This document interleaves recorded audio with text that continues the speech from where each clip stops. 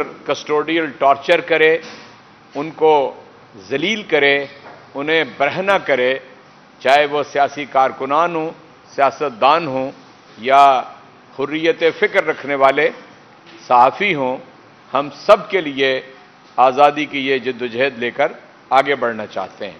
یہ آزادی کی جدوجہد ہے استعمار کے خلاف، کہ جو پاکستان کے اوپر 75 برس کے اندر بھی اپنے پنجے گاڑے ہوئے ہیں اور دنیا کی واحد مسلم ایٹمی قوت کو بھی وہ گھٹنوں پہ لے آئے ہیں، وہ ساری بیرونی طاقتیں اور ان کے یہاں پر ایجنٹ، چاہے وہ اسٹیبلشمنٹ میں ہوں، چاہے وہ امپورٹڈ حکومت کے اندر ہوں، ہم ان کے سامنے پرامن سیاسی جدوجہد کرنا چاہتے ہیں۔ آج آپ کے سامنے معلوم ہے آپ کو کہ آج 14 فروری ہے۔ ایک مہینہ پہلے 14 جنوری کو آئین کے ایک آرٹیکل کے تحت پنجاب کی اسمبلی کو تحلیل کیا گیا، اور 4 روز بعد 18 جنوری کو خیبر پختونخوا کی اسمبلی کو کیا۔ 30 دن گزر چکے ہیں، آج تک آئین سے ماورا راستہ اختیار کیا گیا ہے، اور 90 روز کی جو ایک پابندی ہے آپ کا آئین لگاتا، اس کے مطابق نہ الیکشن کمیشن نہ گورنر پنجاب انتخاب کی تاریخ دینے کے لیے تیار نہیں ہے، انتخابی شیڈیول دینے کے لیے تیار نہیں ہے، اور توہین عدالت کے مرتکب ہو رہے ہیں۔ آج وقت گزر چکا ہے، یعنی کل کا دن آخری دن تھا، آج وقت گزر چکا ہے، میں آپ سے عرض کر رہا ہوں 59 روز باقی رہ گئے ہیں، اور ابھی بھی یہاں میٹنگ وہاں میٹنگ، اور جو ضمنی انتخابات ہیں ان کے لیے ہر چیز موجود ہے، پیسے موجود ہیں، یعنی ان کی سیکیورٹی کے لیے پولیس اور رینجرز موجود ہیں، اس کے لیے سارا انتظام موجود ہے، ہر چیز ہے، لیکن نہیں ہے کچھ، تو آئین کے تحت تحلیل شدہ اسمبلیوں کے انتخابات، اس کے لیے کچھ نہیں ہے، نہ پیسے ہیں، نہ پولیس اویلیبل ہے، نہ انتظامیہ اویلیبل ہے، کسی نے پولیو کے قطرے پلانے ہیں، کسی نے ٹیکے لگانے ہیں، کسی نے مردم شماری کرنی ہے، یعنی ڈھکوسلے ہیں کہ جو اس وقت تک اختیار کیے جا چکے ہیں۔ حالانکہ آج سے 5 روز پہلے سپریم کورٹ کے اندر آپ نے چیف جسٹس صاحب کے ریمارک سنے ہوں گے کہ یہ الیکشن کمیشن اسی عدالت کے اندر گزشتہ سال یہ کہہ چکا ہے کہ ہم نومبر 2022 میں انتخابات کے لیے تیار ہوں گے، تو اب بتائیے کہ کیوں انتخابات جو ہیں وہ نہیں ہو رہے ہیں۔ یہ بات آپ کے پیش نظر رہنی چاہیے کہ ہم آئین کو کسی صورت میں بھی پامال نہیں ہونے دیں گے، اسی لیے یہ تحریک ہم نے برپا کی ہے۔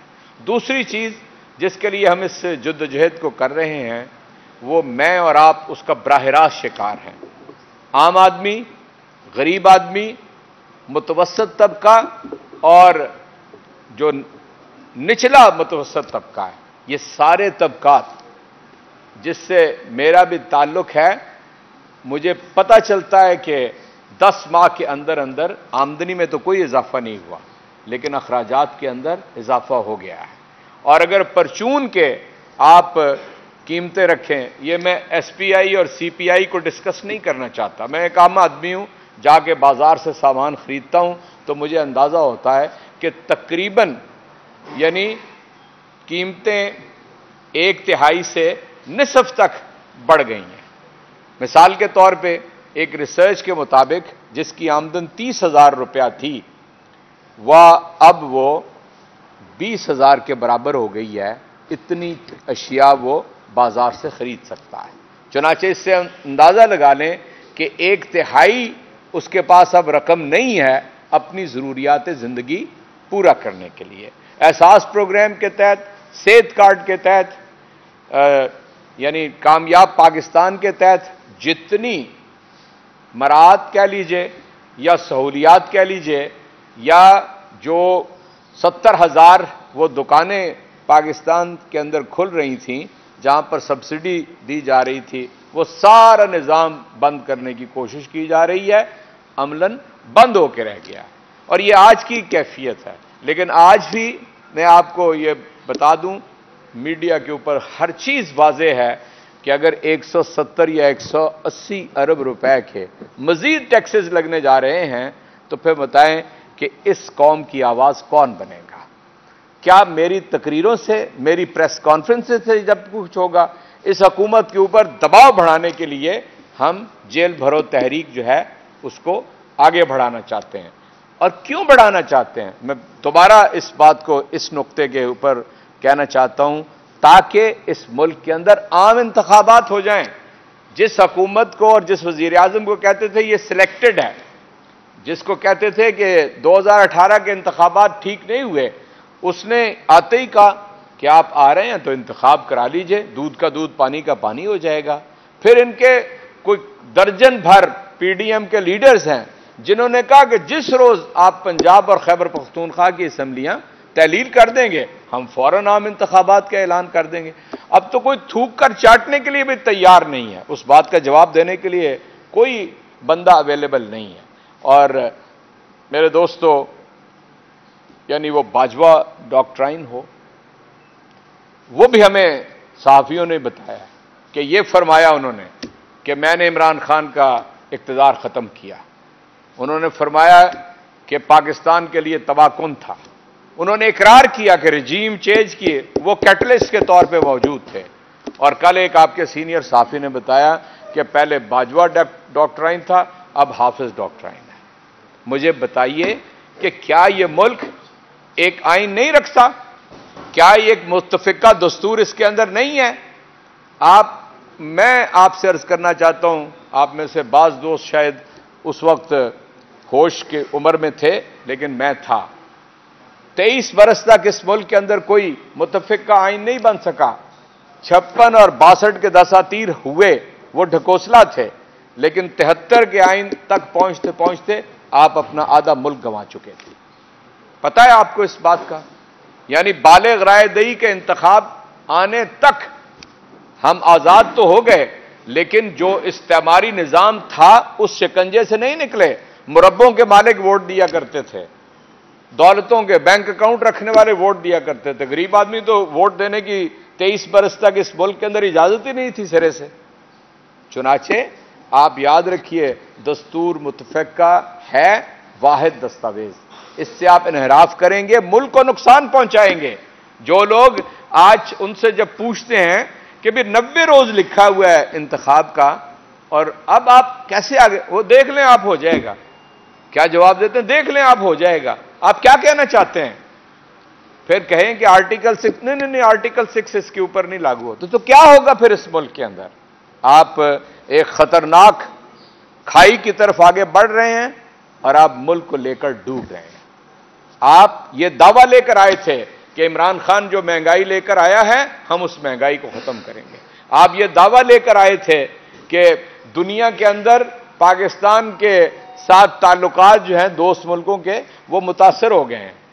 آپ یہ دعویٰ لے کے آئے تھے کہ سیاسی استحکام کے لیے ساری کوئی پتہ 13 سے لے کے 18 جماعتیں مل گئی ہیں، سب کچھ اس کے برعکس آپ دیکھ رہے ہیں۔ ہم تنہا ہیں، دہشت گردی دوبارہ، وہ افریت دوبارہ سامنے آ گیا ہے اور کوئی حل اس کا بتانے والا یہاں پر نہیں ہے۔ آپ کا وزیر خارجہ پوری دنیا کا چکر لگا چکا ہے، لیکن یہاں بازو میں افغانستان ہے، وہاں پر جانے کی جرت نہیں ہوئی، ان سے بات چیت کریں۔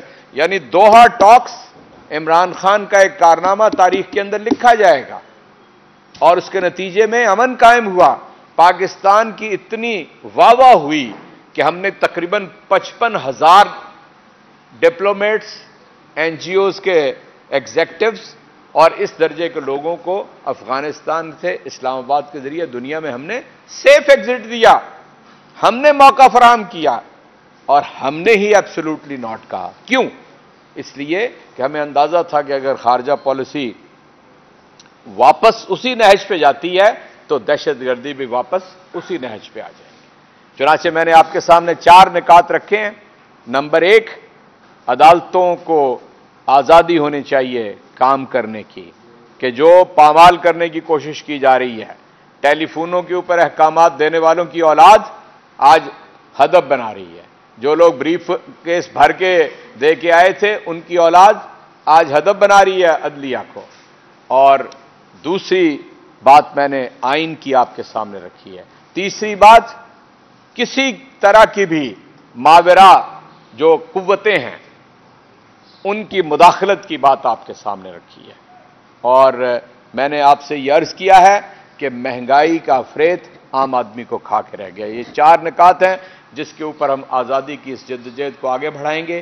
یہ پرامن راستہ ہے اور ہر جگہ سے انشاءاللہ لوگ جیل بھریں گے. پنجاب کے اندر تو کل آپ کو معلوم ہے کہ 64,000 لوگوں کی جیلوں میں 34 جیلوں میں جگہ ہے. 84,000 پہلے ہی ہیں وہاں پہ. ہم ہر طرح لاکھوں کارکنان، مجھے آج 5واں روز ہے اس کے اوپر کام کرتے ہوئے، لاکھوں کارکنان تیار ہیں جیل میں جانے کے لیے. چنانچہ ہم یہ کہنا چاہتے ہیں کہ ہوش کے ناخن لیں یہاں کے مقتدر حلقے، ہوش کے ناخن لیں یہاں کی امپورٹڈ حکومت، اور عدلیہ کو روب عمل آنے دیں، اور آئین سے ماورا کوئی کام نہ کریں. اس لیے کہ اگر آئین کے ماورا کوئی کام کریں گے تو ہم سیاسی جدوجہد کریں گے، مزاحمت کریں گے. شکریہ.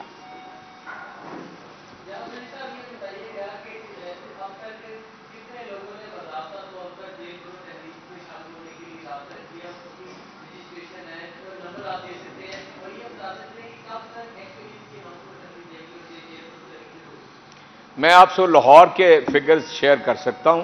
لاہور میں کوئی 32-33 یعنی میں کل لاہور سے نکلا تھا تو باقاعدہ رجسٹریشنز ہو چکی ہیں. باقی کسی ضلع کے اعداد و شمار نہیں ہیں.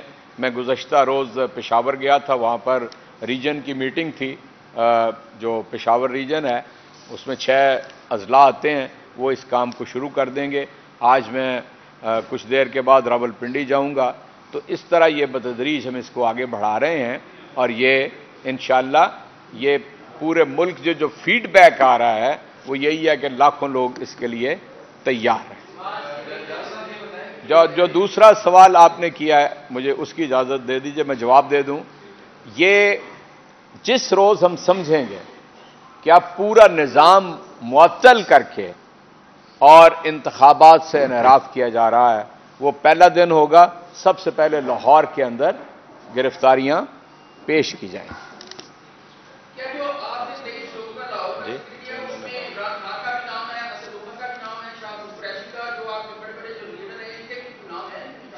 دیکھیے اس کا اعلان جو ہوگا نا آپ کی بات کی کنٹینیوشن میں، تو عمران خان اس کا اعلان کریں گے، اور ہر ضلع سے جو کارکنان کا گروپ ہوگا اس میں 5 پارلیمنٹیرین ہوں گے. ٹھیک ہے. ہم اس حکمت عملی کو خود سمجھتے ہیں کہ عمران خان نے، اسد عمر نے یا ہماری لیڈرشپ نے کب جانا ہے.